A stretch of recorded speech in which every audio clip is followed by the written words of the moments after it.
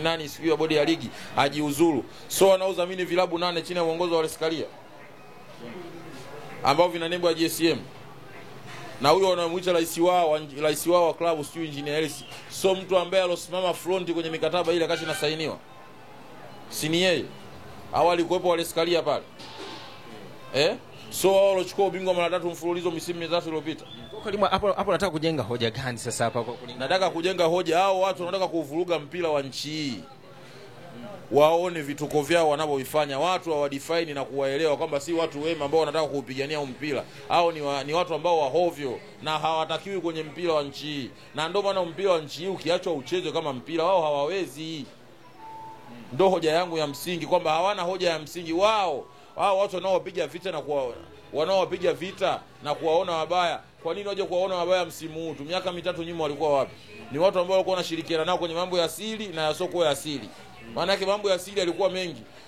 Mambo ya asili yalikuwa mengi kwa sababu gani? Kwa nini nimezungumza mambo ya asili yalikuwa mengi? Simba Sports iligomea ule mkataba na feeling kwa bahati mbaya. Walikuwa na kusudi lao. Wana kusudi lao na walikuwa wanajua nini kinachoendelea. Walivyoona ule mkataba Simba ameugomea wakaja na design ya kudhamini timu 8. Na kwenye hiyo mikataba yao wakati wanawadhamini hao watu, unamuona yule rais wa hiyo klabu nyingine ambayo imechukua mara 3 mfululizo yuko mbele kwenye kusaini ile mikataba. Engineer Hersi. Sio, unanielewa vizuri Kwa nini FIFA sija kuichunguza hii ligi?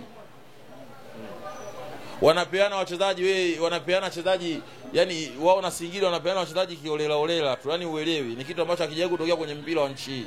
Kwenye mpira wa duniani haujawahi kutokea.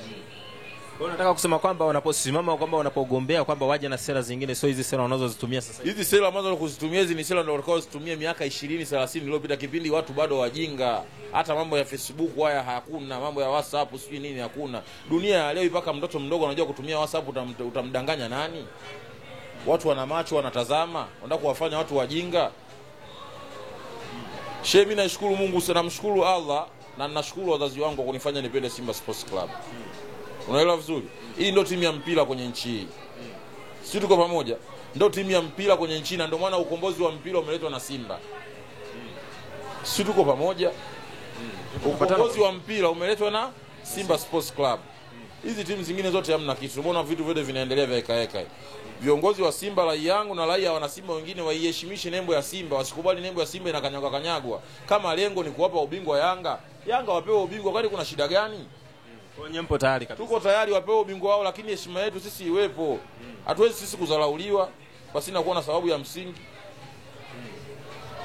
Sisi sio sawa sawa na ndanda sisi sio, yani haipo hiyo kitu. Sawa.